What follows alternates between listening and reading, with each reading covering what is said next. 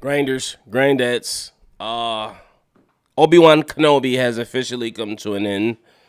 Uh, and I have the high ground. Listen, did y'all see when Obi-Wan and Darth Vader was fighting? He was throwing those rocks. First of all, when did they start doing that? They never did that before.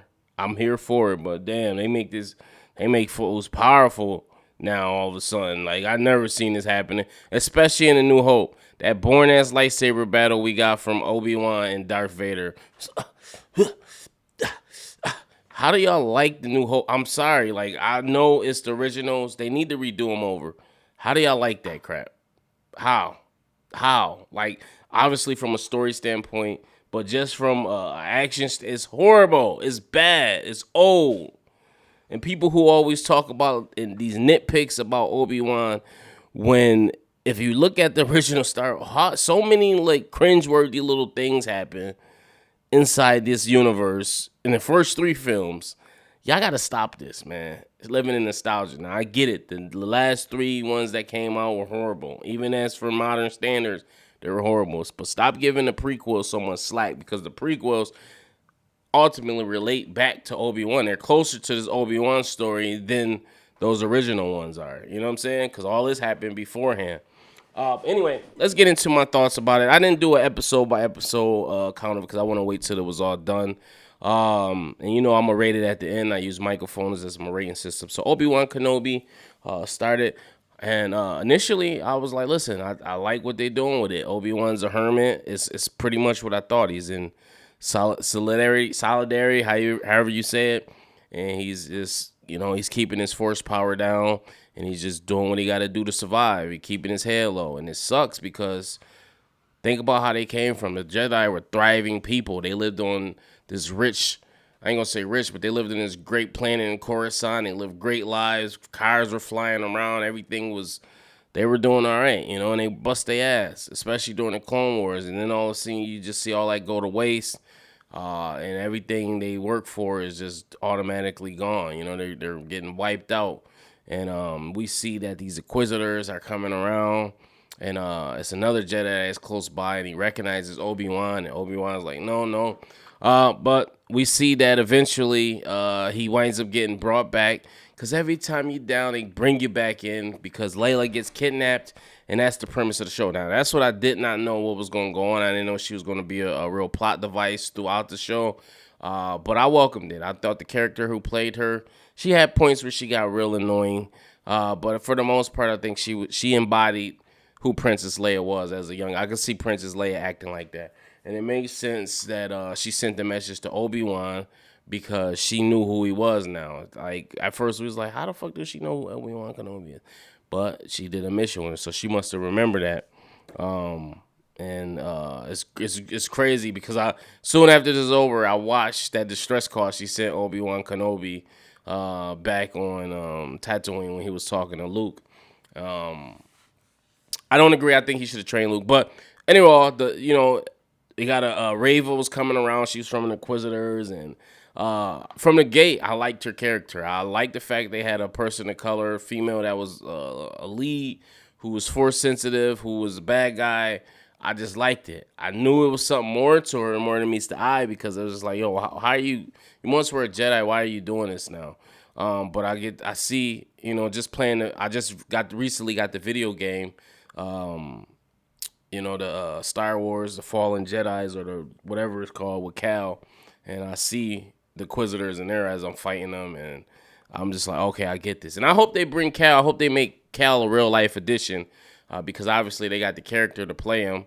When I was watching, I was like, yo, this look and sound like the kid from Shameless. And then I go and look, I'm like, oh, it is him. So anyway, we go on these mysteries, and we go on this journey, and we see a bunch of stuff happening, and it was a couple of nitpicks. It was a couple of things that was kind of like, for one, you got the guy that's faking to be a Jedi, and then he winds up getting exposed. But then it's like later in the episode, Obi-Wan tells him, hey, I need you to watch the girl. Or later in the series, oh, I trust you. Like, how the fuck do you trust this guy? All of a sudden, he was scamming people for years out of their money pretending to be a Jedi. So it's little nitpicks like that. I think the Ice Cube son, who played in here. I forget what was his name. I can't even remember.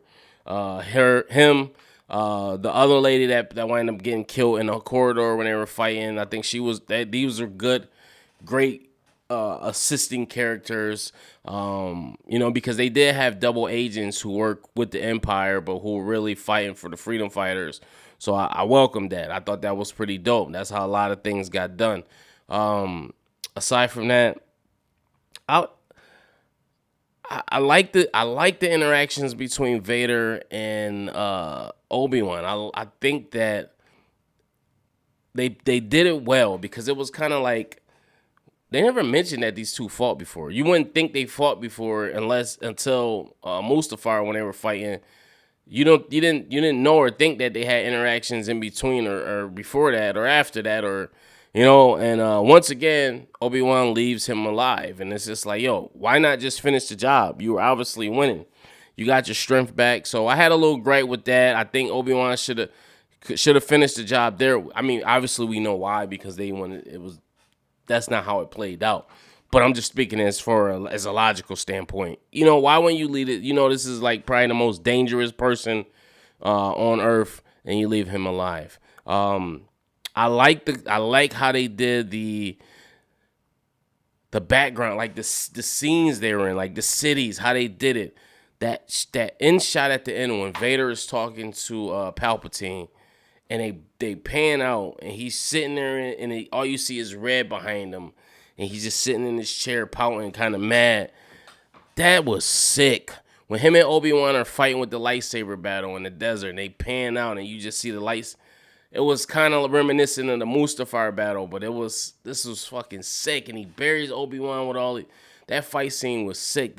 I think the last episode really made up for a lot of these in-between episodes. I think the last episode was done so well that it just made up for a lot of this inconsistent BS that happened in between. Because some of these episodes were kind of like, what's going on here? But I think the show kind of redeemed itself. I like the fact that Reva was really in it. She was just really trying to get Vader at the end of the day, because at the end, she was a youngling, and she was left for dead at the temple, the Jedi temple, and she was just using it. She did all this stuff. Imagine all the people she killed. All this was just a revenge device for her to kill Darth Vader. And then she tries to go after Luke. She like, well, if I can't get him, I'm gonna get the closest thing to him. And we see that the good side actually eventually winds up coming. So I'm curious to see what they do with her character in the future. I don't know if she's going to pop up back on next season of Obi-Wan, or she'll be on Ahsoka. And I'm curious to see if Ahsoka and Obi-Wan cross paths, because as we know, the time frame between Ahsoka and Obi-Wan is light years ahead. I like the fact that they had the guy that played Owen, Luke's uncle. They show that they actually had a little battle and tried to defend him. There's a lot of good stuff I liked about this show. Ultimately, I think they could have done a lot better when it came to certain things, plot devices. A lot of the action it's just a bunch of stuff. And I could be in here nitpicking forever. All in all, I welcomed it. Obi-Wan Kenobi has always been my favorite Jedi. Always. Since the beginning. Since I started watching Star Wars. Which in the first Star Wars movie I ever watched was the Clone Wars. And I had no idea what was going on. I just knew certain names, Skywalker. And I was like, I thought his name was Luke Skywalker. Who's Anakin Skywalker? Who's this guy? And my buddy was like, yo, he forced me to come with him. I'm like, dude, I don't like Star Wars. He's like, yo, you gotta come, dude. It's gonna be crazy. And I've never seen a movie theater that packed to this day in my life. And I've never seen like the atmosphere that there was like a long ass line I remember waiting. And I just remember watching it, and I was just like, yo, this ain't too bad. This is actually a decent movie. And I knew who Yoda was. And I was just like, how Yoda's fighting? I was like, yo, I thought he died. Like, my buddy was like, no, this is a prequel. I'm like, what the fuck is a prequel? He's like, yo, this is what happened before all of that. This is explaining. And I was like, damn, they do movies like that? That's crazy. And dude, I was in there like swimmer. I was hooked ever since then. I was a Star Wars fan. So I went back, Phantom Menace, New Hope, all that. So have an appreciation for Obi-Wan Kenobi. I love, who his character is. I love the person that plays him. I love seeing Anakin Skywalker again, Hayden Christian, even though he looked old as shit. I welcomed it. I welcomed it all. I like the fact that we see that Vader is holding grudges, man. Really did like that. So I like the plot device Leia. I like the fact that Vader was holding grudges, but I just don't understand how Vader didn't know that he had a kid. He didn't sense that in Layla. Especially the contact he was coming. You would know. He should know like who his kids was. But we get it. That's what the whole point of the hiding them for. If he knew them, I wonder what he would do though. Would he turn back to the light, or would he had him killed off? We don't know. But anyway, all in all, I rate things with mics. If I had to rate this, I'm gonna rate this 3 out of 5 mics. I thought it was a good series. It wasn't above. It wasn't great. It was good. Post comments below. I want to know what you guys think about it. The next time, peace.